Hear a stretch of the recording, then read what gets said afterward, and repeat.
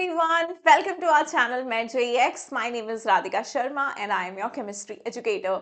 So students, आज के इस सेशन में हम करने वाले हैं एक प्यारा सा चैप्टर रिडॉक्स रिएक्शंस, यस, जो कि है बहुत इंपॉर्टेंट चैप्टर, क्योंकि इस चैप्टर का रोल जो है वो सिर्फ इस चैप्टर तक ही लिमिटेड नहीं है। आगे अगर हमें कोई चैप्टर, जैसे कि मान लो इलेक्ट्रोकेमिस्ट्री तुम समझना चाहते हो, तो अगर आपको रिडॉक्स की नॉलेज नहीं है तो आप वो चैप्टर भी अच्छे से समझ नहीं पाओगे। तो रेडॉक्स एक इंपॉर्टेंट चैप्टर है और बिल्कुल बेसिक से हम लोग यहाँ पर सारी चीज़ें डिस्कस करने वाले हैं। तो शुरू करते हैं अपना सेशन ऑन रिडॉक्स रिएक्शंस।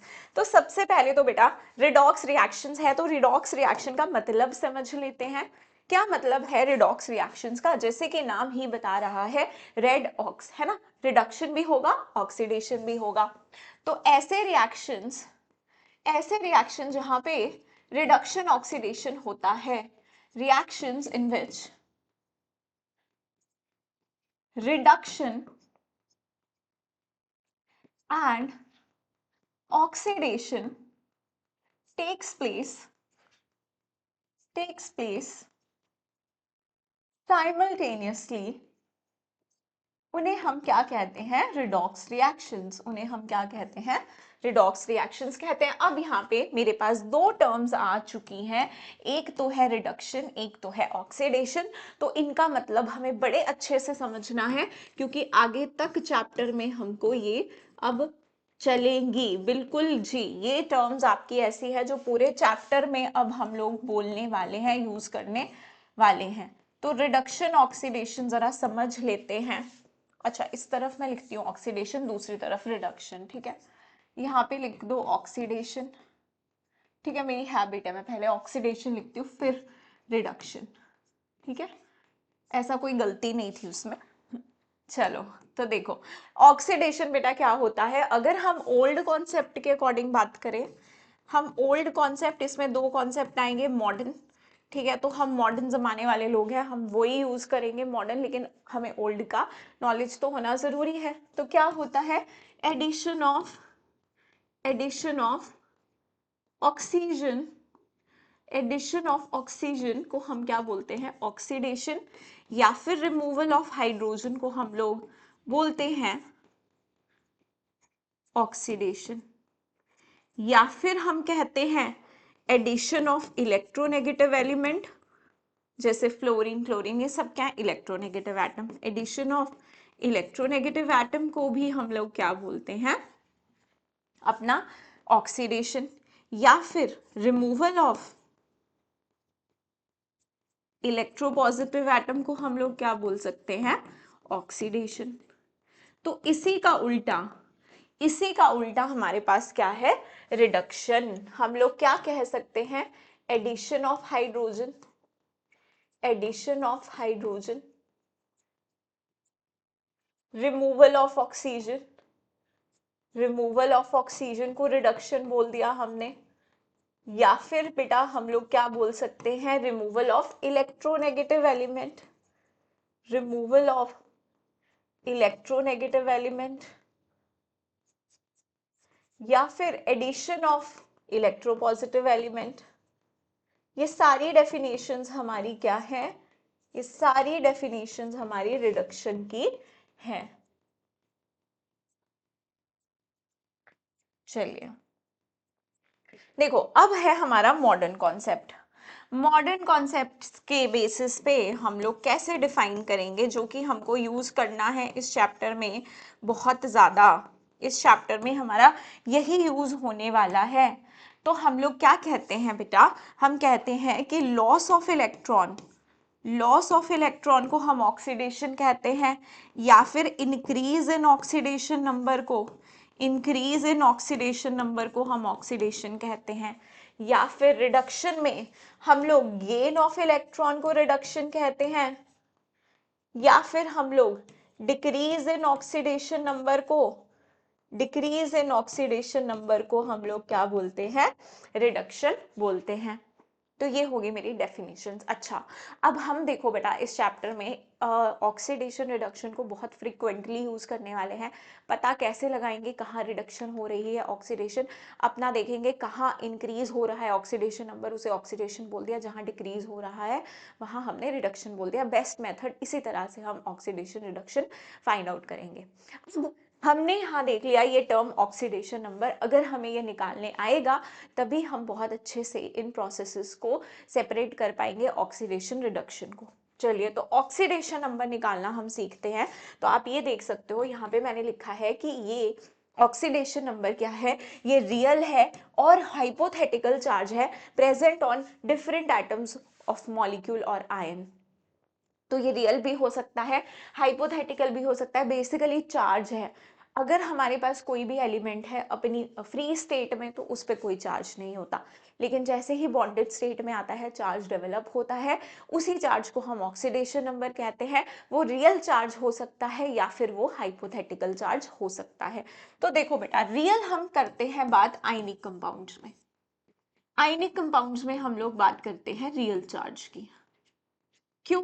क्योंकि वहां पर हमारे पास जो भी कंपाउंड बना होता है वो हमें पता है attraction between cation and anion से बना होता है। तो NaCl कैसे बना है, Na पॉजिटिव Cl नेगेटिव की अट्रैक्शन से। तो आप, अगर मैं आपसे पूछूं कि ऑक्सीडेशन नंबर ऑफ Na क्या होगा, आप बोलोगे ma'am +1, and oxidation number of chlorine क्या होगा, आप बोलोगे मैम -1।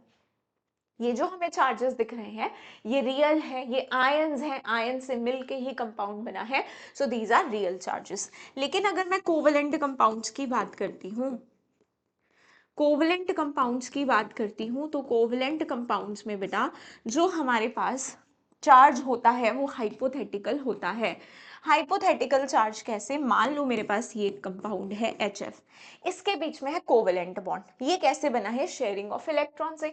इसके ऊपर कोई रियल चार्ज तो है नहीं, हमें पता है फ्लोरीन की इलेक्ट्रोनेगेटिविटी ज्यादा है, तो इस पे पार्शियल नेगेटिव, इस पे पार्शियल पॉजिटिव। तो मैं ऐसा कहूंगी कि oxidation number of fluorine is -1 and oxidation number of hydrogen is +1। लेकिन ये कोई रियल चार्ज नहीं है, ये हाइपोथेटिकल चार्ज है, क्योंकि इस पे तो पार्शियल नेगेटिव है, इस पे पार्शियल पॉजिटिव है। ठीक है, तो इस तरह से भी हम ऑक्सीडेशन नंबर निकाल सकते हैं, या फिर हम लोगों को देखो स्ट्रक्चर से अगर हम ऑक्सीडेशन नंबर निकालते हैं, बहुत अच्छी बात है अगर हमें बनाने आते हैं। Otherwise we have certain set of rules जिनको फॉलो करके हम ऑक्सीडेशन नंबर निकाल सकते हैं। तो जरा एक और स्पीशीज का देख लेते हैं, ये भी कोवेलेंट कंपाउंड है, NO3 नेगेटिव। इसका अगर मैं नाइट्रोजन का यहाँ पे चाहूँ ऑक्सीडेशन नंबर देखना तो मैं कैसे देखूंगी, नाइट्रोजन, ये स्ट्रक्चर है बेटा आपका, ये स्ट्रक्चर है हमारा, ये स्ट्रक्चर है हमारा NO3 नेगेटिव का। अगर अभी आपको नहीं आता इट्स ओके, हम लोग केमिकल बॉन्डिंग में बहुत डिटेल में ये सारे स्ट्रक्चर्स बनाना सीखेंगे। तो यहाँ से आप देख सकते हो कि ऑक्सीजन बीइंग मोर इलेक्ट्रोनेगेटिव, तो ये क्या करेगा, इस बॉन्ड के इलेक्ट्रॉन्स अपनी तरफ, इस बॉन्ड के भी, तो इसके ऊपर क्या चार्ज आएगा, -2। तो इस नाइट्रोजन के ऊपर +2, यहाँ से तोड़े तो इसके ऊपर -1, इसके ऊपर +1, यहाँ से तोड़े तो भी +1 -1। तो टोटल कितना चार्ज हो गया नाइट्रोजन पे, ये प्लस तो ऑलरेडी था, तो ये हमारे पास हो गया +2 +1 +1 +1 +5। नाइट्रोजन का ऑक्सीडेशन नंबर आप यहाँ पे क्या कह सकते हो, +5। और ऑक्सीजन का, इस ऑक्सीजन का -2, बाकी ऑक्सीजन्स का भी -2 है, एक इस पे पहले से था, बाकी बॉन्ड के टूटने से हमने सोचा कि बॉन्ड टूटेगा तो माइनस किस पे जाएगा, प्लस किस पे जाएगा। इस तरह से भी हमने सबके ऑक्सीडेशन नंबर बता दिए। अब जरा एक बात देखो, आप यहाँ पे जितने भी ऑक्सीजन हैं सबके कितने हैं, -2 -2। और ओवरऑल आप देख रहे हो इस पे कितना चार्ज है, NO3 पे कितना चार्ज है ओवरऑल, -1। अगर आप इन सभी इंडिविजुअल चार्जेस को ऐड करोगे तो ये -1 के बराबर आएंगे। ये -2 -2 -2 -6, ये है +5। तो ओवरऑल चार्ज बेटा कितना बच रहा है, -1। ओवरऑल चार्ज नाइट्रोजन पे कितना है, -1। ये देखो ना, ये प्लस माइनस ये तो न्यूट्रल ही समझो हो गया, तो ओवरऑल जो चार्ज बच रहा है वो माइनस है, NO3 माइनस है ना। तो आप यहाँ से ये देख सकते हो कि जितने भी इंडिविजुअल ऑक्सीडेशन नंबर्स होते हैं उन सब का सम जो होता है हमारे पर्टिकुलर कंपाउंड पे जो चार्ज होता है उसके बराबर होता है। ये भी एक रूल है हमारा ऑक्सीडेशन नंबर फाइंड आउट करने का, और हमने यहाँ पे प्रूव भी पहले कर लिया। अब समझते हैं रूल्स। अब आ जाते हैं रूल्स पे। तो सबसे पहला रूल बेटा ये है कि the oxidation number of an atom in elemental and free state is zero. जैसे वो अपनी फ्री स्टेट में पाया जा रहा है उस वक्त उस पे जो भी चार्ज होगा वो जीरो होगा। जैसे सोडियम अगर फ्री स्टेट में है तो oxidation number zero. P4 acid, कोई भी कैल्शियम ले लो, हाइड्रोजन ले लो, O2 ले लो, N2 ले लो, इन सब का ऑक्सीडेशन नंबर कैसा होगा? Zero. The algebraic sum of oxidation number of all atoms of molecule is equal to charge on molecule। ये मैंने आपको बताया कि इंडिविजुअली हर एक एटम का जो ऑक्सीडेशन नंबर होगा जो भी उस कंपाउंड का चार्ज होगा उसके इक्वल होगा। जैसे कि मान लो हमारे पास है PO4 3 नेगेटिव। मान लो मुझे फॉस्फोरस का ऑक्सीडेशन नंबर फाइंड आउट करना है तो ये मैंने x मान लिया। ऑक्सीजन का मान लो अभी मैं तुम्हें बता रही हूँ कि -2 होगा, जनरली ऑक्सीजन पे चार्ज -2, तो ये क्या आ गया x plus 4 into -2 equal to सबका सम सारे ऑक्सीडेशन नंबर्स का, इसका मैंने x माना ऑक्सीडेशन नंबर, इसका है -2 तो 4 2 जा -8 है ना, विल बी इक्वल टू -3। तो यहाँ से मेरा x कितना आ जाएगा बेटा, 4 2 जा 8 तो -3 और ये 8 हमारा कहाँ गया यहाँ पर, और ये कितना आ गया +5। तो फॉस्फोरस पे कितना चार्ज आ गया +5। इसे मैं यहाँ से मिटा देती हूँ, कंफ्यूज करेगा आपको। तो फॉस्फोरस पे जो चार्ज आया ऑक्सीडेशन नंबर आया वो +5। अब जरा देखो क्या इनका सम -3 के बराबर है? अच्छा मैम फॉस्फोरस का +5 आप कह रहे हो, ऑक्सीजन का कितना है -2, तो 4 2 जा 8 है ना, तो ये -8। तो आप इसको जरा करो तो ये किसके बराबर आ रहा है, -3 के बराबर ही तो आ रहा है। तो जो इंडिविजुअल ऑक्सीडेशन नंबर्स का जो सम होता है वो उस पूरे कंपाउंड पे जो चार्ज होता है उसके बराबर होता है। Is that clear? चलो अब अगले कुछ रूल्स हैं। तो जिस तरह से बेटा मैंने टेबल में लिख रखे हैं तुम्हें इसी तरह से सोचना है जब तुम ऑक्सीडेशन नंबर निकालोगे। तो देखो एटम लिखा है, फिर ऑक्सीडेशन नंबर और फिर कुछ रिमार्क्स हैं। These are not the exceptions but these are the remarks जो हमें ऑब्वियसली इस तरह से हमें मिलेगा। कुछ कुछ का ऑक्सीडेशन नंबर कभी चेंज नहीं होता, कुछ के बहुत सारे ऑक्सीडेशन नंबर्स होते हैं। तो ये सारी चीजें मैंने यहाँ पे लिख रखी हैं। तो आप देख सकते हो कि ये वाले हमारे एल्कली मेटल्स हैं, lithium sodium potassium rubidium caesium, इनका ऑक्सीडेशन नंबर हमेशा हमेशा +1 होगा। ठीक है, कोई ऐसी एक्सेप्शन नहीं है, बस फ्री स्टेट में 0 होगा। उसके अलावा आप हमेशा, आप जब भी किसी का ऑक्सीडेशन नंबर निकालने जाओगे तो आपको कुछ ऑक्सीडेशन नंबर्स तो पता होने चाहिए ना, तभी आप x की वैल्यू पुट करोगे। अगर आपको दोनों की नहीं पता, आपने इक्वेशन बना दी x + y is equal to जितना भी चार्ज है उसके ऊपर let's say -3, how would you find out the values? You can't find out with the equation की वो वैल्यूज विद 2 वेरिएबल्स, है ना, जहां 2 वेरिएबल होंगे नहीं कर पाएंगे। तो कुछ ऑक्सीडेशन नंबर्स हमको पहले से भी पता होने चाहिए। तो अगर आपको कोई कंपाउंड दिया है तो सबसे पहले आप देखोगे क्या इसमें कोई एल्कली मेटल तो नहीं है। अगर है तो उसका चार्ज बेटा हमेशा +1 होगा। अगर नहीं है तो उसके बाद देखोगे क्या कोई एल्केलाइन अर्थ मेटल तो नहीं है। बेरिलियम मैग्नीशियम कैल्शियम स्ट्रोंशियम इनका हमेशा +2 रहेगा ऑलवेज। फिर आप ढूंढोगे कहीं कंपाउंड में एल्यूमिनियम तो नहीं है, उसका ऑक्सीडेशन नंबर हमेशा +3 होगा किसी भी कंपाउंड में ऑलवेज। फिर है फ्लोरीन। फ्लोरीन अगर फ्री स्टेट में है तो 0, अदरवाइज ऑलवेज -1 बिकॉज सबसे ज्यादा इलेक्ट्रोनेगेटिव वो है। तो हमेशा क्या होगा, -1 होगा फ्लोरीन का हमारा जो ऑक्सीडेशन नंबर है ऑलवेज।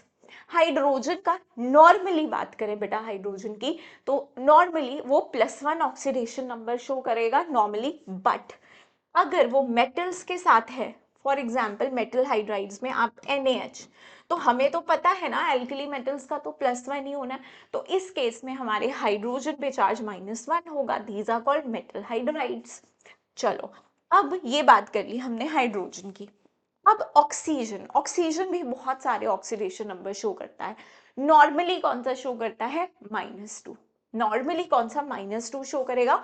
लेकिन पर ऑक्साइड्स में जो ऑक्सीडेशन नंबर शो करता है वो होता है -1, जैसे H2O2।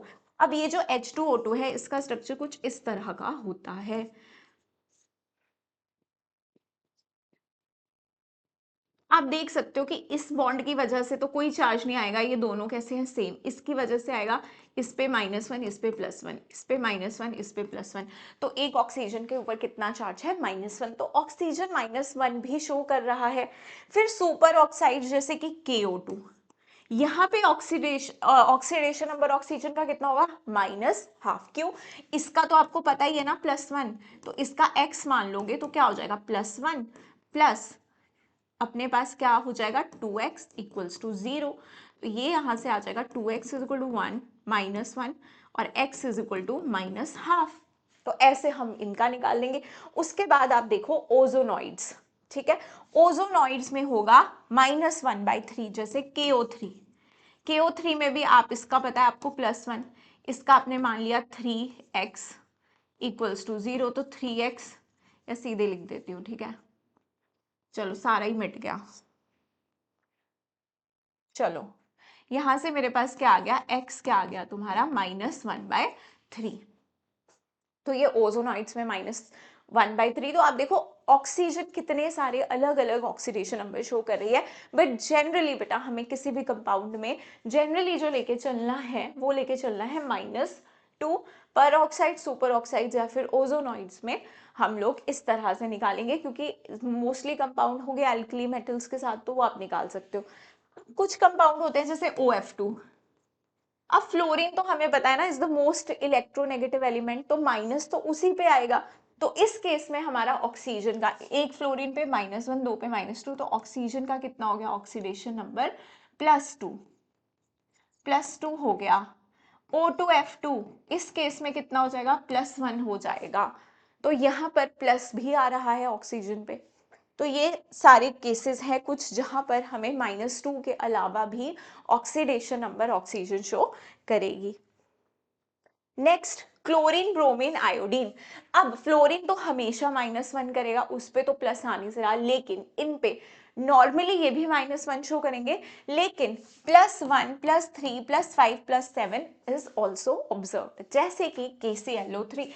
अब क्लोरीन को x मान लो, अभी तुम्हें सिखाया कितना होगा पोटाशियम का, +1 प्लस x, ऑक्सीजन पे नॉर्मली कितना लेना है, -2, तो ये कितना आ जाएगा 3 इंटू -2 इक्वल्स टू 0। तो यहां से x तुम्हारा कितना आ जाएगा, ये -6, ये +1, तो ये आ जाएगा -5, इधर जाएगा ये +5। तो यहाँ पे आपका क्लोरीन कितना शो कर रहा है ऑक्सीडेशन स्टेट, +5। ठीक है बेटा, तो इस तरह से देखा हमने कि कौन कौन से एलिमेंट्स के हमें ध्यान रखने हैं ऑक्सीडेशन नंबर, ताकि हम किसी भी अननोन एलिमेंट का, अननोन एटम का हम ऑक्सीडेशन नंबर निकाल पाए। तो अब रेंज ऑफ ऑक्सीडेशन नंबर देख लो, कुछ ब्लॉक्स के लिए, कुछ P ब्लॉक के लिए हमारे पास। तो रेंज है अपने पास P ब्लॉक के लिए ऑक्सीडेशन, क्योंकि देखो आप वेरिएबल ऑक्सीडेशन नंबर शो कर रहा है ना अलग अलग, तो हमें कैसे पता चलेगा कितने से कितने तक ऑक्सीडेशन नंबर ये शो कर सकता है। तो रेंज का पता कैसे लगाओगे, n-8 टू n तक इसकी रेंज है। अब ये n क्या है, number of valence electron, and here is number of valence electron. तो अगर मैं पूछती हूँ कार्बन और सिलिकॉन वाला ग्रुप, ग्रुप नंबर 14, ठीक है, इसमें आप मुझे रेंज बता दो, इसमें रेंज बता दो ऑक्सीडेशन नंबर की। तो आपको पता है कार्बन, सिलिकॉन, इन सबके पास आउटर मोस्ट शेल में कितने इलेक्ट्रॉन्स है, कितने वैलेंस इलेक्ट्रॉन्स है, 4। तो 4 -8 -4 2 +4 ये शो करने वाले हैं हमको अपना ऑक्सीडेशन नंबर, इस यहां से लेके यहां तक कोई भी, लेकिन +6 नहीं शो कर सकता। ठीक है, उसके बाद अगर मैं नाइट्रोजन फैमिली की बात कर दूं, ठीक है, नाइट्रोजन, फॉस्फोरस, तो वो कहां से कहां तक शो करेंगे। अच्छा, कितने वैलेंस शेल में इलेक्ट्रॉन होता है, 5। तो 5 -8 -3 2 +5 वो शो करेंगे। तो इस तरह से हमें ये पता चल जाएगा। अब अगर मैं बात करूं सल्फर, ऑक्सीजन, ऑक्सीजन थोड़ा एक्सेप्शन है, ठीक है, उस सल्फर की बात करती हूँ मैं, बाकी कंपाउंड्स की, सल्फर, सिलीनियम वगैरह, इनकी रेंज कहाँ से कहाँ तक आएगी। तो आउटर मोस्ट शेल में कितने इलेक्ट्रॉन्स होते हैं, आउटरमोस्ट शेल में इनके पास 6 इलेक्ट्रॉन्स होते हैं, तो 6 - 8 -2 से लेकर +6 ये शो करेंगे, लेकिन ऑक्सीजन करती है -2 से +2 तक। हमने अभी अभी देखा +6 वो शो नहीं करती है, बाकी के मेंबर शो करेंगे हमारे -2 से +6 तक ऑक्सीडेशन स्टेट। चलिए, तो यहां तक आपको बात क्लियर है? हाँ जी, तो ये बता दी मैंने आपको रेंज। अब हम फाइंड आउट करते हैं। अच्छा, ये भी है, ग्रुप्स देख लो भाई, ग्रुप्स देख लो, जैसे ये याद रख लो, Cn negative, Hcn negative, OH negative, इनके ऑक्सीडेशन नंबर्स है -1। बाकी ये तुम कोऑर्डिनेशन में और ज्यादा डिटेल में पढ़ोगे। कार्बोनाइल H2O NH3 का ऑक्सीडेशन नंबर है 0। तो जैसे मान लो मुझे ये कंपाउंड है, ये कॉम्प्लेक्स है, ये ज्यादा प्रैक्टिस कोऑर्डिनेशन में होगी, बट यहाँ भी देख लो, ठीक है। K4FeCN6, मुझे मान लो यहाँ इसका ऑक्सीडेशन नंबर निकालना है, तो मुझे पता है कि एल्कली मेटल्स ऑलवेज +1, तो मैं क्या करूंगी, 4 + 1, 4 × +1 4 प्लस FeX। साइनाइड पे कितना है ऑक्सीडेशन नंबर, क्या है, -1, तो 6 × -1 -6 लिख दो इसे डायरेक्ट, -6 = 0। तो यहां से मेरा X कितना आ गया, +2। आयरन का ऑक्सीडेशन नंबर यहाँ कितना है, +2। इस तरह से निकाल सकते हैं। अब if oxidation number comes out to be fractional, भाई अगर फ्रैक्शनल आ रहा है तो इसका मतलब क्या है, इसका मतलब ये देखो, फ्रैक्शनल नहीं हो सकता, इसका मतलब है वो एवरेज ऑक्सीडेशन नंबर है, उस पर्टिकुलर स्पीशीज का वो एवरेज ऑक्सीडेशन नंबर है। जैसे Na2S4O6 में देखो आप, इसको मैं X मान लूं, तो ये कितना हो जाएगा, 2 + 1, और इसे क्या 4X कहूंगी मैं, और यहाँ पर तुम्हारे पास आएगा +6 - 2 = 0। तो ये आ गया तुम्हारा यहाँ से -12 -12, और ये आ गया तुम्हारा यहाँ से 2। तो यहाँ पे अगर तुम देखो, ये होगा तुम्हारा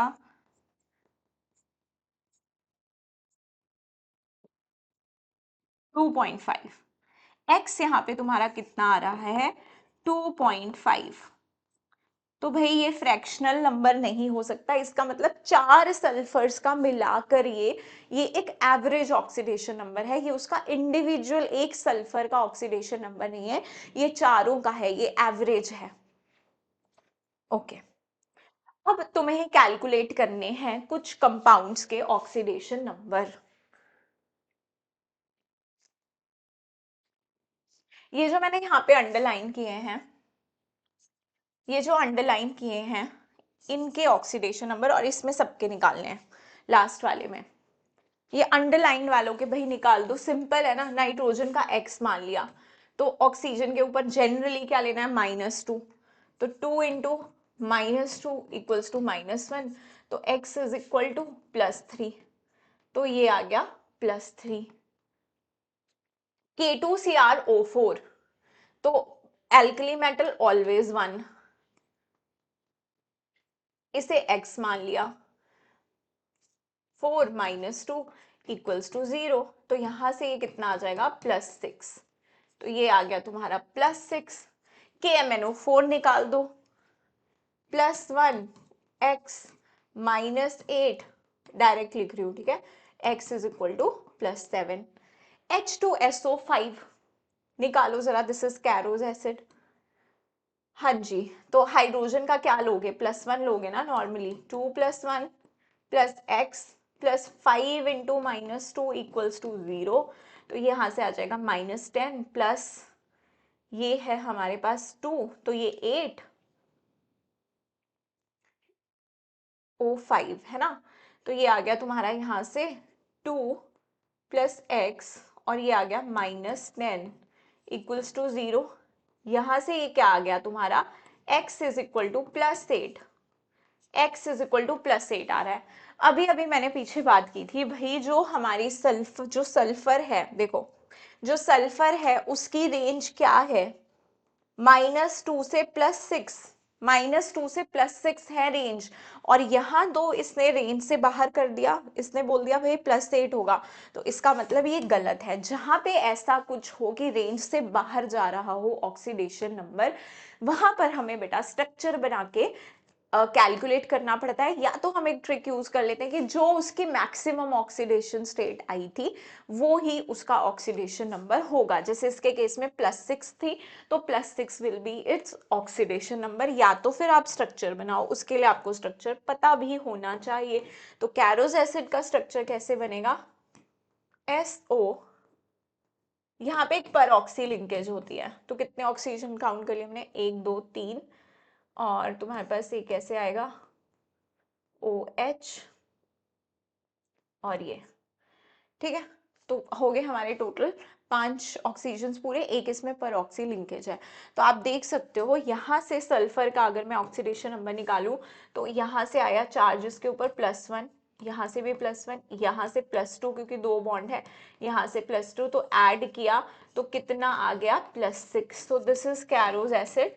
तो ये ऐसे वाले में हम क्या करेंगे कि मैक्सिमम ऑक्सीडेशन स्टेट जो होगी उसे बोल देंगे उसका ऑक्सीडेशन नंबर, या स्ट्रक्चर बना के चेक करेंगे। अब देख लो भाई, CaOCl2 ब्लीचिंग पाउडर है ना, ब्लीचिंग पाउडर, इसमें थोड़ा ध्यान रखो क्योंकि इसमें जो क्लोरीन्स होते हैं तो वो अलग अलग ऑक्सीडेशन स्टेट में होता है, तो कई बार पूछ लिया जाता है। जैसे कैल्शियम एक Cl से है और एक डायरेक्टली Cl कैल्शियम से है, ये है इसका स्ट्रक्चर। तो आप यहाँ पे देख सकते हो कि कैल्शियम पे तो कितना चार्ज है, +2, कहाँ कहाँ से आया, ये तो हमें पता ही है ना, हमेशा +2 होता है। इस बॉन्ड से +1, इस बॉन्ड से भी +1, तो इस पे -1, यहाँ पर ऑक्सीजन पे गया +1, यहाँ से भी आया, सॉरी -1, -1 आएगा,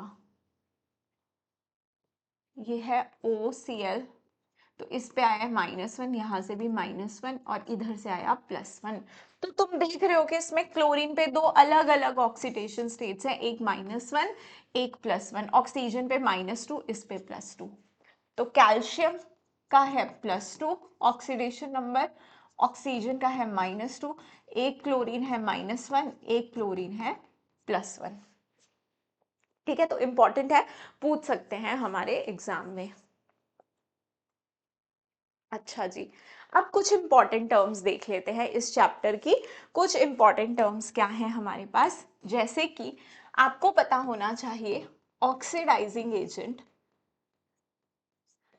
ऑक्सीडाइजिंग एजेंट, या फिर हम इसे ऑक्सीडेंट भी कहते हैं, ऑक्सीडेंट भी कहते हैं। तो ये कॉन्सेप्ट बड़े अच्छे से हमें सबको क्लियर होना चाहिए, क्योंकि इलेक्ट्रोकेमिस्ट्री में भी इससे क्वेश्चन आते हैं हमें, वहां पे या तुम उसको रिडॉक्स में कंसीडर कर लो या इलेक्ट्रो में कर लो, बात एक है, लेकिन नीट में क्वेश्चन तो जी यहाँ से आता है। तो ऑक्सीडाइजिंग एजेंट्स कौन होते हैं बेटा, ऑक्सीडाइजिंग एजेंट्स वो स्पीशीज होती हैं जो दूसरे का ऑक्सीडेशन करवाती हैं लेकिन खुद का रिडक्शन। नाम जो ये ऑक्सीडाइजिंग है बड़ा कंफ्यूजिंग है, क्योंकि हमें लगता है इसकी तो ऑक्सीडेशन हो रही होगी तो इसे ऑक्सीडाइजिंग नहीं, जो ये दूसरे के लिए करता है उसके बेसिस पे हमने इसका नाम रखा है। तो क्या हम इसे ऐसा बोल सकते हैं, species, species which oxidizes, which oxidizes other substance, other substance, and itself get reduced, itself get reduced in the process, in the process, उसे हम क्या बोलेंगे, ऑक्सीडाइजिंग एजेंट। अब इसी तरह से रिड्यूसिंग एजेंट भी देख लो, रिड्यूसिंग एजेंट,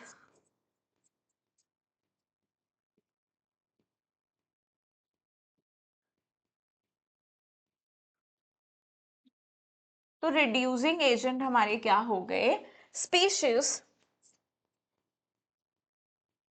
which reduces,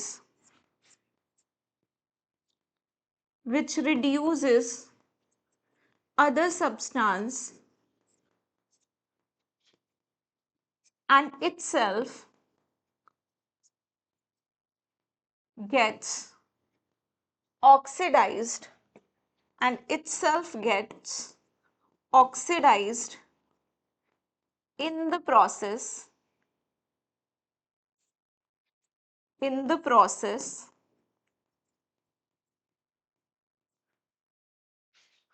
उसे हम क्या बोलते हैं, is called reducing agent। उसे हम क्या कहते हैं, रिड्यूसिंग एजेंट। ठीक है, तो भाई जो दूसरे का ये करवाएंगे उसके बेसिस पे हम इससे क्या कहेंगे, ऑक्सीडाइजिंग या रिड्यूसिंग। अभी देखो, अभी इनको हम एग्जाम्पल से अच्छे से समझेंगे, और भी बातें इनके बारे में अभी जानेंगे। तो जरा पहले बेसिक सी बात करते हैं, क्योंकि फिर बेसिक से ही हमें थोड़े अच्छे टाइप के क्वेश्चन समझ में आते हैं। अब देखो तुम, अगर हमने ये रिएक्शन हमने बहुत पढ़ा है ना, zinc plus copper 2 plus gives you zinc 2 plus copper, है ना ये रिएक्शन। तो आप यहाँ पे बोल सकते हो कि जिंक में जो ऑक्सीडेशन नंबर है वो इंक्रीज हो रहा है, ये अपनी एलिमेंटल स्टेट में है तो इसका 0, तो 0 से +2 में जा रहा है भाई, इंक्रीज इन ऑक्सीडेशन नंबर हो रहा है।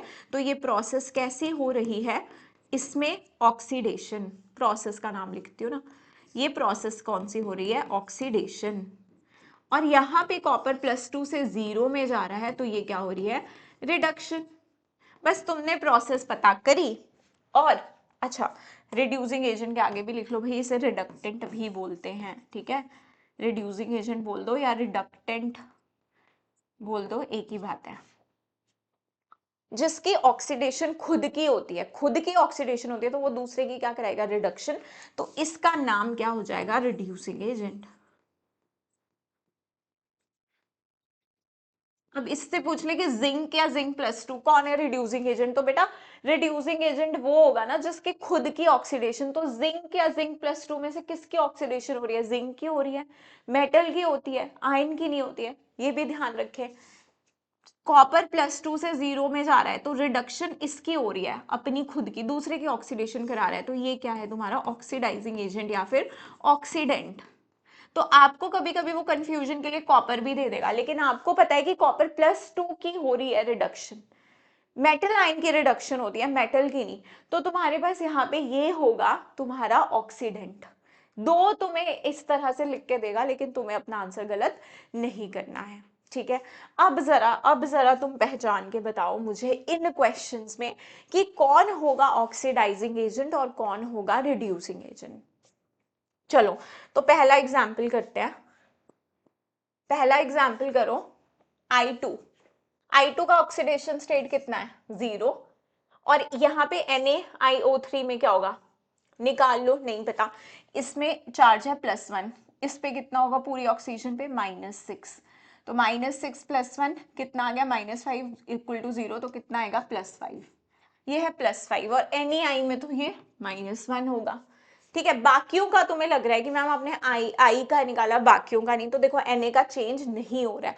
जहां ऑक्सीडेशन नंबर चेंज होगा वहीं पे तो हम पता लगाएंगे ना ऑक्सीडेशन या रिडक्शन हो रही है। जहां कोई चेंज ही नहीं हो रहा है तो वहां कैसे पता लगाएंगे, Na का चेंज नहीं होता है, +1 से +1 रहता है। ऑक्सीजन -2 ही है, यहाँ भी ऑक्सीजन +1 है, हाइड्रोजन +1 है, यहाँ भी वहां भी, वाटर में भी +1 है हाइड्रोजन, यहाँ भी +1 है।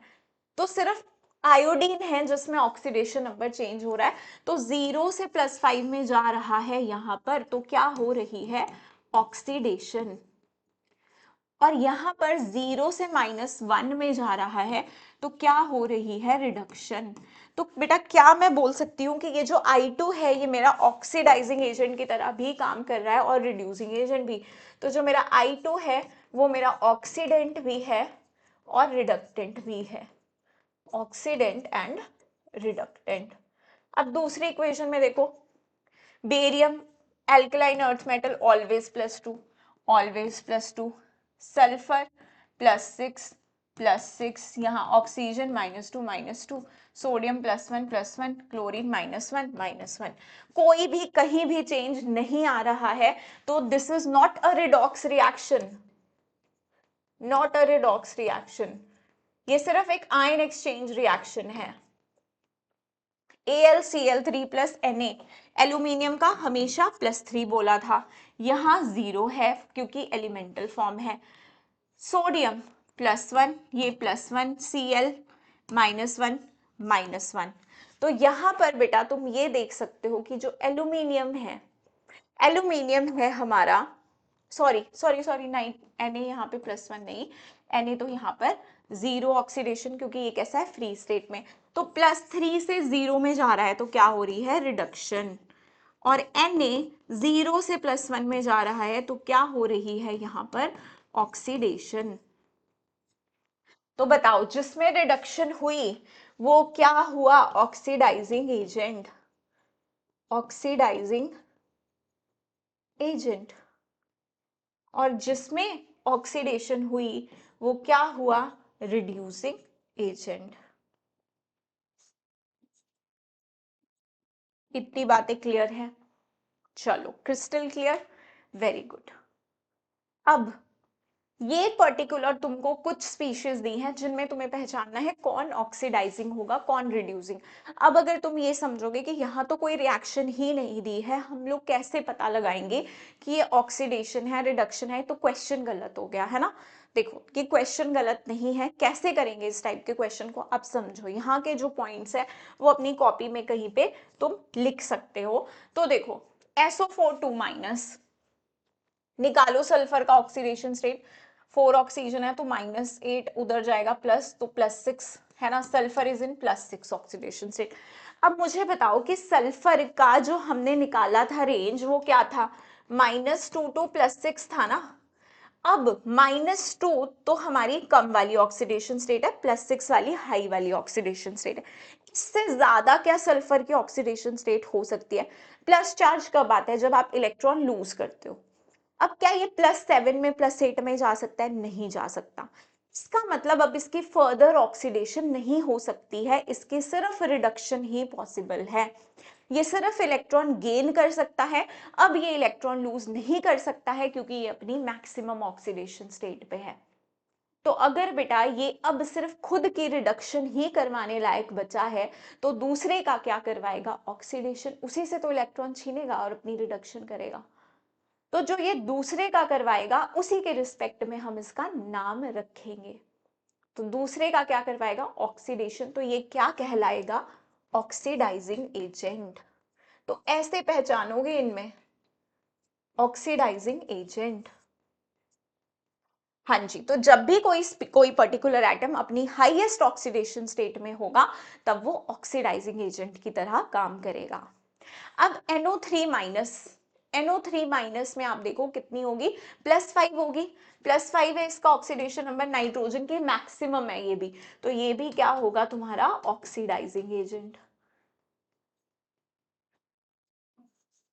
H2S में देखो सल्फर है -2 पे, तो -2 उसकी मिनिमम है। अब ये और इलेक्ट्रॉन तो गेन नहीं कर सकता है, इससे ज्यादा -2 से -3 में तो चला नहीं जाएगा भाई, ये इसकी लोएस्ट पॉसिबल ऑक्सीडेशन स्टेट है। तो इसका मतलब अब ये रिडक्शन नहीं, सिर्फ ऑक्सीडेशन कर सकता है। तो दूसरी खुद की ऑक्सीडेशन करने लायक बचा है, तो दूसरी की क्या कराएगा, रिडक्शन, तो क्या कहलाएगा, रिड्यूसिंग एजेंट। ठीक है, so it is a reducing agent, क्योंकि ये अपनी मिनिमम ऑक्सीडेशन स्टेट पे हुए वो हमारे रिड्यूसिंग एजेंट। आई नेगेटिव, आई जो है, आई का जो चार्ज है वही ऑक्सीडेशन, जो हमारा स्पीशीज का चार्ज होता है उसी को हम ऑक्सीडेशन नंबर मान लेते हैं। तो आयोडीन जो है, आयोडीन का जो हमारे पास है रेंज है वो कहाँ से कहाँ तक है, -1 से लेकर के +7 तक, तो ये भी ऑलरेडी मिनिमम ऑक्सीडेशन स्टेट पे है, तो ये भी किसकी तरह काम करेगा, रिड्यूसिंग एजेंट।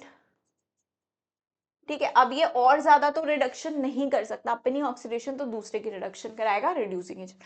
H2O2 में देखो ऑक्सीजन -1, और ऑक्सीजन की रेंज मैंने तुम्हें क्या बताई थी, -2 से +2, तो अब ये -2 भी जा सकती है, +2 भी जा सकती है, या बीच में किसी और पे भी स्विच कर सकती है, +1 है ना, -2 से +2 तक है रेंज।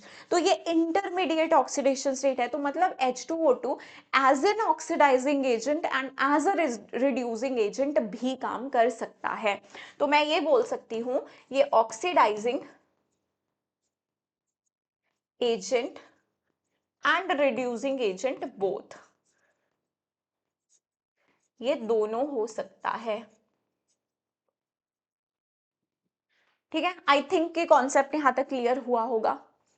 चलिए अब हम नेक्स्ट टॉपिक पे चलते हैं, that is types of redox reaction. देखो बेटा, टाइप से भी क्वेश्चन आता है, कौन से टाइप से आता है उस पर भी हम जल्दी बात करेंगे। इसमें डिस्प्रपोर्शनेशन से हमने बहुत सारे क्वेश्चंस देखे हैं प्रीवियस ईयर में, तो हो सकता है कि तुम्हें इस बार भी आए, तो एक एक करके सारे टाइप समझते हैं। डिस्प्रपोर्शनेशन यहाँ पे सबसे ज्यादा इंपॉर्टेंट है, तो एक एक करके चलना है। कॉम्बिनेशन रिएक्शंस क्या होते हैं? व्हेन टू और more elements combine to give bigger molecule, जैसे कि किसी और कलर से लिखती हूँ, सेम कलर, जैसे कि जी Mg प्लस O2 हमें दे रहा है MgO। तो यहां देखो मैग्नीशियम 0, O2 0, लेकिन यहां मैग्नीशियम +1 +2, मैग्नीशियम बेटा मांगे सेकंड है, तो यहाँ पे ये -2। तो आप देखो मैग्नीशियम की तो ऑक्सीडेशन हो रही है और ऑक्सीजन की रिडक्शन हो रही है, तो ये भी कैसा रिएक्शन है? रिडॉक्स है, लेकिन कौन सा है? कॉम्बिनेशन, क्योंकि दो एलिमेंट्स कंबाइन करके एक बिगर मॉलिक्यूल बना रहे हैं, तो ऐसे टाइप के रिडॉक्स को क्या बोलते हैं? Combination redox reaction. Now decomposition is उल्टा ऑफ कॉम्बिनेशन, यहाँ पे एक लार्ज मॉलिक्यूल डिसोसिएट होता है। तो अगर मैं इसी रिएक्शन को उल्टा लिख दूं, इसी रिएक्शन को मैं उल्टा लिख दूं, तो ये तुम्हारा डीकंपोजिशन रिएक्शन हो जाएगा, है ना। तो यहाँ पे ये +2, ये -2, ये 0, ये -2, तो यहाँ पे क्या हो रहा है तुम्हारा? सॉरी, ये 0। ठीक है, तो ये क्या हो रहा है तुम्हारा? रिडॉक्स ही तो है, लेकिन क्या कैसा रिडॉक्स है? डीकंपोजिशन वाला रिडॉक्स है। अच्छा, अब देखो डिस्प्लेसमेंट रिएक्शन। तो डिस्प्लेसमेंट रिएक्शंस कौन से रिएक्शंस होते हैं? इन सच रिएक्शंस एन एटम और constituent is displaced by another atom, may be metal और नॉन मेटल डिस्प्लेसमेंट रिएक्शंस। देखो ये तुमने बचपन में भी बहुत करे हैं, यही वाला एग्जाम्पल तुम्हें मैं फिर से दूं अगर, तो तुम यहाँ देखोगे कि जिंक इसे डिस्प्लेस कर रहा है, और ये एक रिडॉक्स रिएक्शन भी है, ये एक रिडॉक्स रिएक्शन भी है, क्योंकि चेंज इन ऑक्सीडेशन स्टेट्स यहाँ पर हो रहा है। वैसे ही मेटल भी किसी नॉन मेटल को डिस्प्लेस कर सकता है। फॉर एग्जाम्पल आपके पास है कि एक NaCl ले लिया आपने, ठीक है, साथ में HF ले लिया, तो ये क्या कर सकता है? इसे डिस्प्लेस कर देगा। तो ये भी हमारे पास क्या हो रहा है? एक तरह से नॉन मेटल्स का अच्छा सॉरी, यहाँ पे तो ऑक्सीडेशन रेट चेंज ही नहीं हुई, हमने क्या कर लिया? यहाँ पे F2 ले लिया, सॉरी सॉरी F2, ठीक है, यहाँ पे बना दिया NaF, और यहाँ बन गया तुम्हारा, छोटा वाला इरेजर लेती हूँ, चलो अब सही है। ठीक है, तो ये बन गया तुम्हारा यहाँ से इस तरह से। ठीक है, तो बेसिकली इसको बैलेंस कर लेना, ठीक है, यहाँ पे 2, तो यहाँ पे 2, ठीक है। तो ये भी तुम्हारा नॉन मेटल भी दूसरे नॉन मेटल को डिस्प्लेस कर सकता है, तो ये भी कैसा हो गया तुम्हारा? Displacement reaction. अब है डिस्प्रोपोर्शनेशन रिएक्शन, जो कि हमारा मेन इंपॉर्टेंट रिएक्शन है। Redox reaction in which same atom is simultaneously oxidized as well as reduced. In such reaction, the atom whose oxidation number is present in 3 types of oxidation state in reaction. In such reaction, same species act as oxidant as well as reductant. अब ये तो बेटा कहानी पढ़ ली, अब हम जरा इसको उसको उससे एग्जाम्पल से समझते हैं, है ना। एग्जाम्पल से ही फील आएगा। यहाँ पे ले लो एग्जाम्पल, आगे स्पेस नहीं है। देखो ये रहा तुम्हारा रिएक्शन, H2O2 टूटता है H2O O2 में, तो यहाँ पे तुम्हारे पास जो O2 है उसका ऑक्सीडेशन नंबर क्या है? -1, यहाँ -2, यहाँ 0, तो -1 से -2 में जा रहा है, क्या हो रही है? रिडक्शन। और यहाँ पर क्या हो रही है? ऑक्सीडेशन। तो बेटा सेम स्पीशीज ही तुम्हारी एज ए ऑक्सीडेंट काम कर रही है एंड एज ए रिडक्टेंट काम कर रही है, और इसमें जो एक ही एटम है उसी की ही ऑक्सीडेशन हो रही है, उसी की ही रिडक्शन हो रही है, तो ऐसे टाइप के रिएक्शंस को हम क्या कहते हैं, डिस्प्रोपोर्शनेशन रिएक्शंस। ऐसे टाइप के, अब ऐसे ही ऑक्सीडेशन स्टेट हो जो तुम्हारी हम इंक्रीज भी कर पाए डिक्रीज भी कर पाए, तो ऐसी ऑक्सीडेशन स्टेट्स वाले ही हमारे जो कंपाउंड्स होंगे वो डिस्प्रोपोर्शनेशन शो कर पाएंगे। ऐसे कंपाउंड शो कर पाएंगे जो एज एन ऑक्सीडाइजिंग एजेंट भी और एज अ रिड्यूसिंग एजेंट भी काम करेंगे। ऐसे टाइप के कंपाउंड्स हमारे डिस्प्रोपोर्शनेशन रिएक्शन शो कर पाएंगे। ठीक है, इससे उल्टा होता है कॉम्प्रोपोर्शनेशन रिएक्शन, सॉरी। ठीक है मेरा, चलो, कॉम्प्रोपोर्शनेशन, यस नाउ इट्स राइट। ठीक है, कॉम्प्रोपोर्शनेशन reaction is the opposite of disproportionation reaction. Opposite of disproportionation proportionation reaction. इसी को उल्टा लिख दो तो एग्जाम्पल हो गया तुम्हारा कॉम्प्रोपोर्शनेशन का भाई। मतलब यहाँ पे दो डिफरेंट डिफरेंट ऑक्सीडेशन स्टेट है और प्रोडक्ट साइड पे है जिसकी ऑक्सीडेशन स्टेट हमारी जो प्रोडक्ट पे है, अब जो ऑक्सीडाइजिंग एजेंट की तरह काम कर रहा है, रिड्यूसिंग एजेंट। तो this is basically the opposite of your disproportionation reaction. ठीक है, तो यहाँ तक हमने डिस्कस कर लिया अपने सारे टाइप्स ऑफ रिडॉक्स रिएक्शन। तो हम देख रहे हैं भाई ऑक्सीडेशन नंबर का जो रोल है वो बड़ा ही ज्यादा यहाँ पर इंपॉर्टेंट है। ठीक है, इसी के साथ मैं पानी पी लेती हूँ।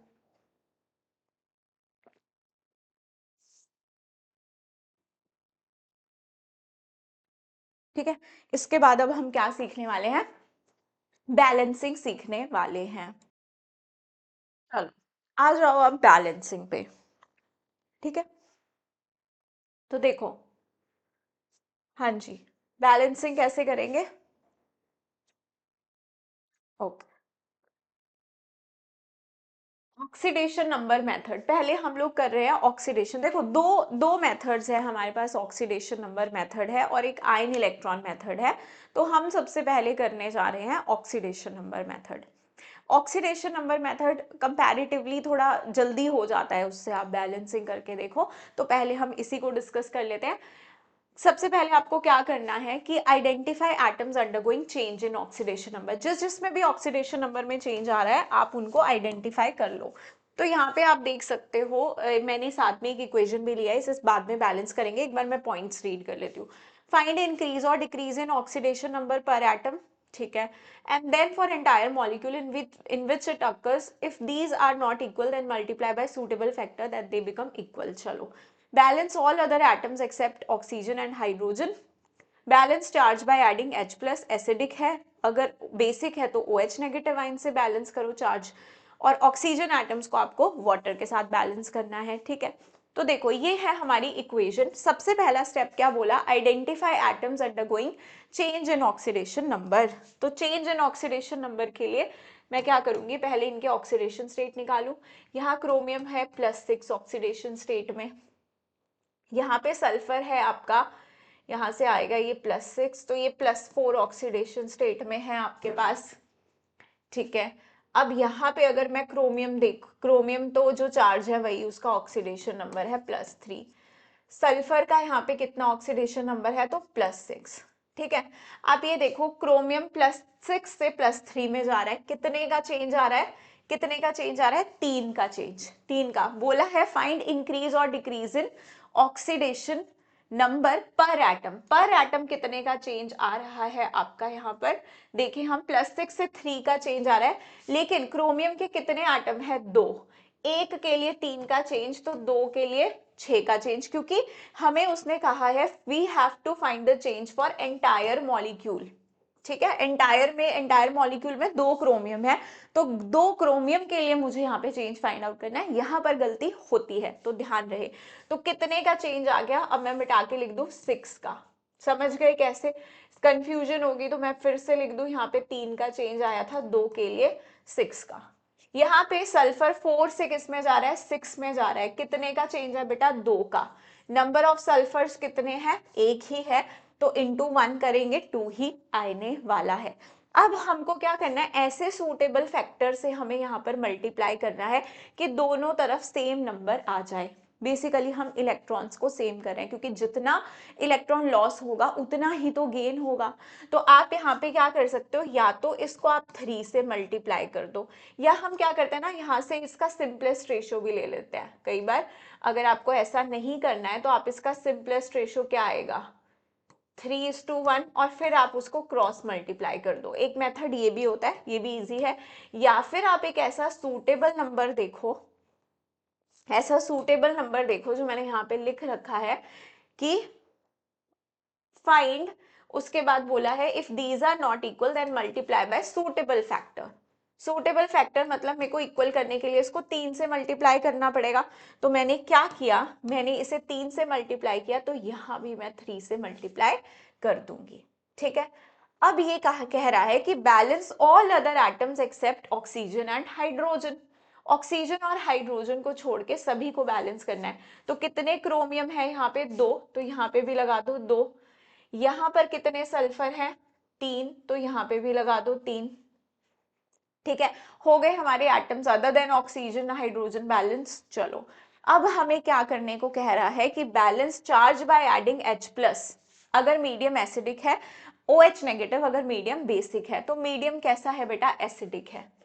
ठीक है, मीडियम कैसा है, मैं एक बार फिर से लिख दूं यहाँ पे इस इक्वेशन को, Cr2O7, ताकि हमें कोई कंफ्यूजन ना हो, हम ऑक्सीडेशन नंबर नहीं लिख रहे हैं।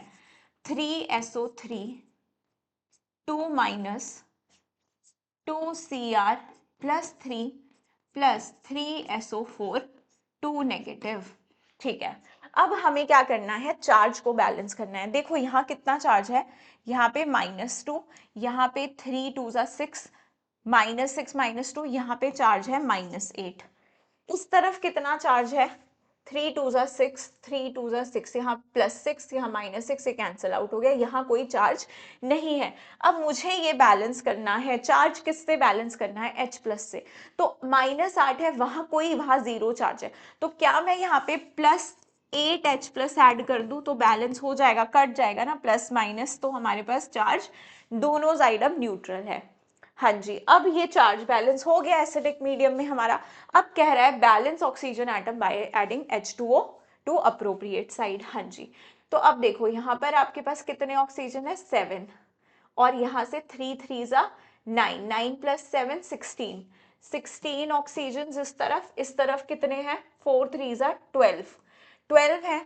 तो यहाँ पर मुझे कितने वाटर ऐड करने पड़ेंगे ऑक्सीजन को बैलेंस करने के लिए, ऑक्सीजन वाटर से बैलेंस होती है, तो I have to add 4 water molecules. अब ऑक्सीजन बैलेंस होगी। अगर आपने बेटा सारे स्टेप्स किए हैं सही, तो लास्ट में आपका हाइड्रोजन खुद ब खुद बैलेंस हो जाएगा, खुद से बैलेंस हो जाएगा। तो आप यहाँ पे देख सकते हो कि हाइड्रोजन 4 2 8 8 बैलेंस्ड है।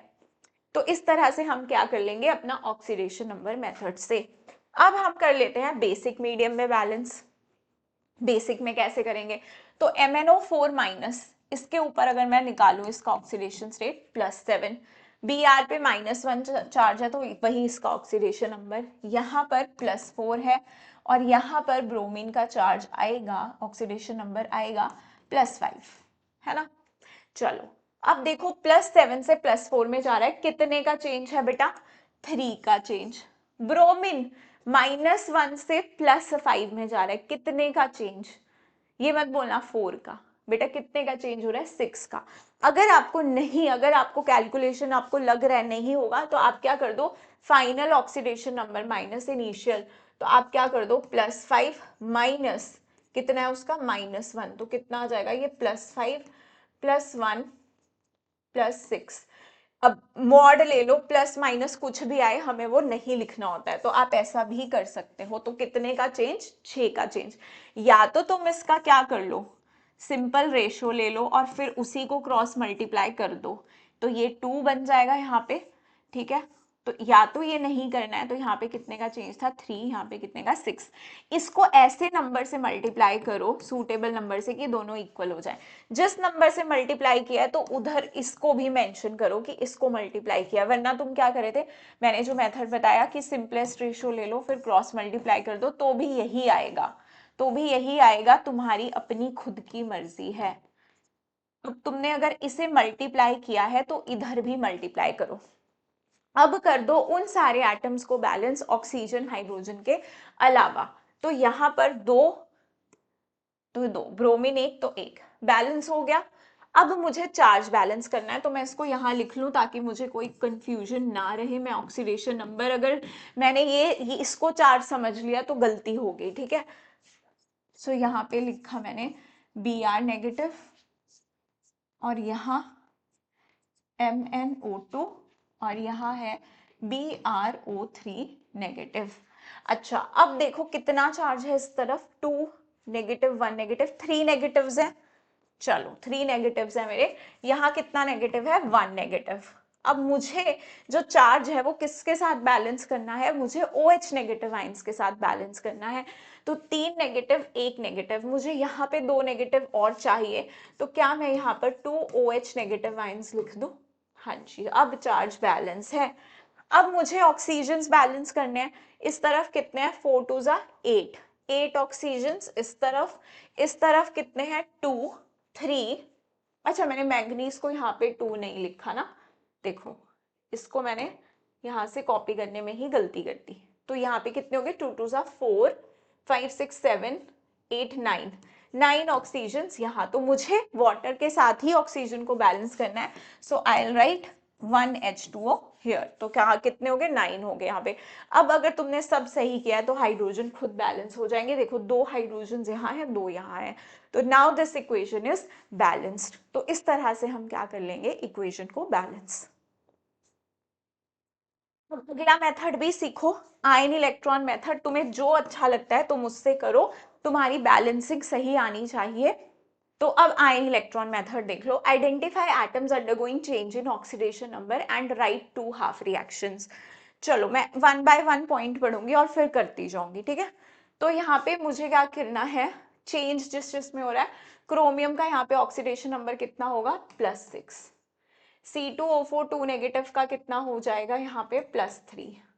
इसका तो +3 है, इसका +4।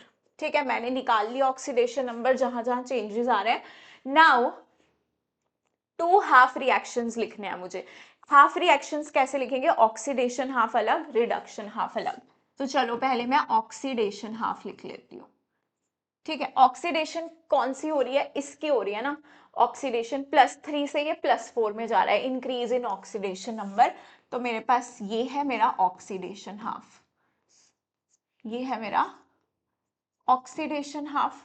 रिडक्शन हाफ कौन सा होगा,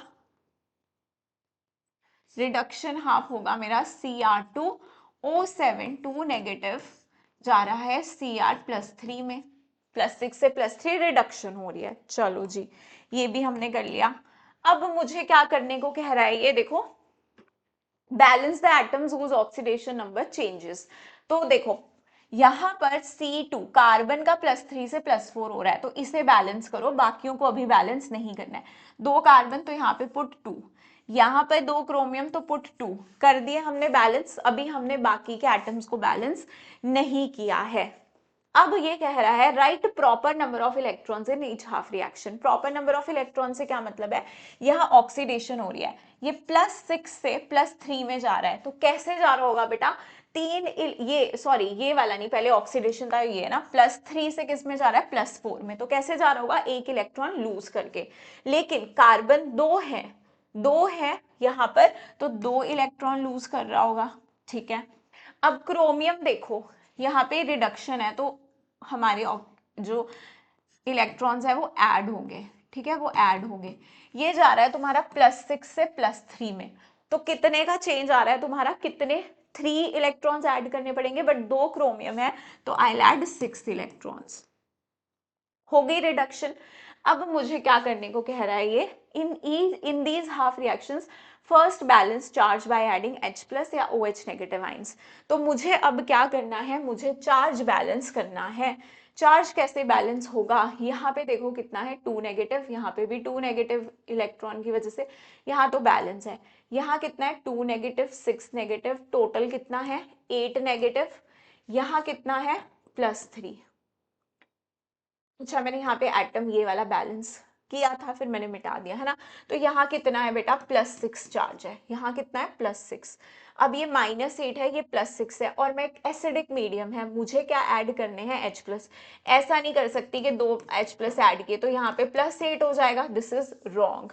मुझे यहाँ पे +6 है तो मुझे यहाँ भी कहीं ना कहीं से +6 करना पड़ेगा, so I have to add 14H+। अगर मैं 14H+ ऐड करूंगी तो चार्ज बैलेंस हो जाएगा। ठीक है, बैलेंस हो गया जी चार्ज हमारे पास। ठीक है, अब यहाँ पे भी 6 पॉजिटिव, वहां भी 6 पॉजिटिव आ गया। इसके बाद हमें क्या करने को कह रहा है, balance oxygen atoms bye H2O। यहाँ कितने ऑक्सीजन है, 7। इस तरफ बिल्कुल 0, तो मुझे 7 वाटर ऐड करने पड़ेंगे। अब देखो हाइड्रोजन तुम्हारे ऑटोमेटिकली बैलेंस हो गए, 14 14। अब लास्ट में कह रहा है now multiply with suitable factor to cancel out electrons. Electrons cancel करने हैं, इधर 2 है इधर 6 है, तो मैंने 3 से मल्टीप्लाई कर दिया। पूरी इक्वेशन 3 से मल्टीप्लाई होगी, तो ये 3, ये बन गया 6 और ये बन गया 6, तो मेरे इलेक्ट्रॉन्स अब कैंसिल हो गए। अब इस रिएक्शन को ऐड करके लिख दो, यही तुम्हारी बैलेंस्ड केमिकल इक्वेशन होगी। तो ये बन गया तुम्हारा Cr2O7 2 negative plus C2O4 plus 3 C2O4 2 negative plus 14H plus gives you 6 CO2 plus 2Cr plus 3 plus 7H2O। ठीक है, ये है हमारी बैलेंस्ड केमिकल इक्वेशन। अब तुम देख भी सकते हो सारे एटम्स भी बैलेंस है, सारा चार्ज भी हमारा बैलेंस है। चलिए, ये हो गया आयन इलेक्ट्रॉन मेथड। अब ये एसिडिक मीडियम में बैलेंस किया, अब एक बेसिक मीडियम में ट्राई कर सकते हो इस इक्वेशन को खुद से भी। तो देखो, जिंक है ऑक्सीडेशन नंबर 0, ये जा रहा है तुम्हारा +2 में। NO3 नेगेटिव, ये है +5 में, और ये जा रहा है हमारा यहाँ पर -3 में। ठीक है, अब हमें क्या करना है, ऑक्सीडेशन हाफ लिखने हैं, अलग अलग ऑक्सीडेशन, रिडक्शन हाफ। तो ऑक्सीडेशन किसका हो रहा है, जिंक का। ऑक्सीडेशन जिंक, जिंक से जिंक +2 में जा रहा है, कितने, अच्छा पहले एटम्स को बैलेंस कर लेते हैं, या फिर देख लो कितने इलेक्ट्रॉन्स लूज करेगा, 2 इलेक्ट्रॉन। NO3 नेगेटिव तुम्हारा +5 से जा रहा है +3 में, कितने इलेक्ट्रॉन्स का चेंज आएगा, ये मत बोलना 2 का। किसी को अगर समझ में ना आए तो मैंने बोला ऐसे करके चेक कर लिया करो, -3 माइनस ये तुम्हारा +5, तो ये -3 -5 तुम्हारा क्या आएगा, -8, और ऑड ले, मॉड ले लो इसका मॉड। ठीक है, तो कितना आ गया, 8 ना। तो ठीक है, 8 का, तो मतलब इसको कितने इलेक्ट्रॉन्स गेन करने पड़ेंगे, 8 इलेक्ट्रॉन। ठीक है, तो ये हो गया तुम्हारा रिडक्शन वाला हाफ, ये हो गया तुम्हारा रिडक्शन वाला हाफ। अब तुम्हें क्या करना होता था, अब एटम्स अदर देन तो बैलेंस ही है, ऑक्सीजन जिनमें चेंज हो रहा है वो वाले एटम्स बैलेंस है, जिंक एक नाइट्रोजन नाइट्रोजन। अब चार्ज बैलेंस कर लो, इधर चार्ज कितना है, इधर तो प्लस, और ये हमारे पास, यहाँ पे मैंने 2 इलेक्ट्रॉन क्यों लिखे हैं, सॉरी, अच्छा 2 पॉजिटिव है, यहाँ पे 2 पॉजिटिव है। ठीक है, तो यहाँ तो चार्ज बैलेंस ही है, यहाँ पे तो चार्ज बैलेंस है। नीचे देखो, यहाँ पे NO3 नेगेटिव और ये 8, ये तो यहाँ पे 9 नेगेटिव है, 8 इलेक्ट्रॉन्स है, एक ही नेगेटिव, और इस तरफ एक पॉजिटिव है। अब हमें क्या करना है, बेसिक मीडियम में बैलेंस करना है, तो हम OH नेगेटिव आयन को यूज करेंगे, है ना। तो कितने OH नेगेटिव आयन यहाँ ऐड करूँ, यहाँ पे अगर मैं 10 OH नेगेटिव आयन ऐड कर दूं, तो अब चार्ज दोनों साइड ही नेगेटिव, 9 नेगेटिव्स हो जाएंगे। तो चार्ज बैलेंस हो गया। अब ऑक्सीजन बैलेंस करो, ऊपर कोई ऑक्सीजन है नहीं है, नीचे है 3 ऑक्सीजन एटम्स इस तरफ हैं और 10 ऑक्सीजन एटम्स उस तरफ हैं, तो 7H2O मुझे यहाँ पर ऐड करने पड़ेंगे, 7H2O। ठीक है, अब अगर तुमने सारा सही किया तो हाइड्रोजन खुद ही बैलेंस हो जाएंगे, 10 हाइड्रोजन 4 14, तो यहाँ से 14। अब लास्ट में कर दो इलेक्ट्रॉन्स को बैलेंस। तो इलेक्ट्रॉन यहाँ पे 8 है, यहाँ मैं अगर 4 से मल्टीप्लाई करूंगी तो इलेक्ट्रॉन्स मेरे कितने हो जाएंगे, 8, और ये कैंसल आउट हो जाएंगे। तो फाइनल इक्वेशन मेरा क्या बन जाएगा, 4Zn plus NO3 negative plus 7H2O giving me 4Zn plus 2 plus NH4 positive plus 10 OH negative. तो ये हमने बेसिक मीडियम में भी आयन इलेक्ट्रॉन मेथड से बैलेंस कर लिया। तो मैंने आपको दोनों ही मेथड से बैलेंसिंग सिखा दी, जो भी आपको इजी लगे। थोड़ा उसमें टाइम कम लगता है ऑक्सीडेशन नंबर वाले में, तो अगर आप वो प्रेफर करते हो तो आप जल्दी से कर सकते हो अपनी बैलेंसिंग। अगर आपको ये मेथड अच्छा लग रहा है आप इससे भी कर सकते हो। सो चॉइस इज योर्स। अभी इसी के साथ हम रिडॉक्स कर रहे हैं अपना finish. And thank you so much for watching.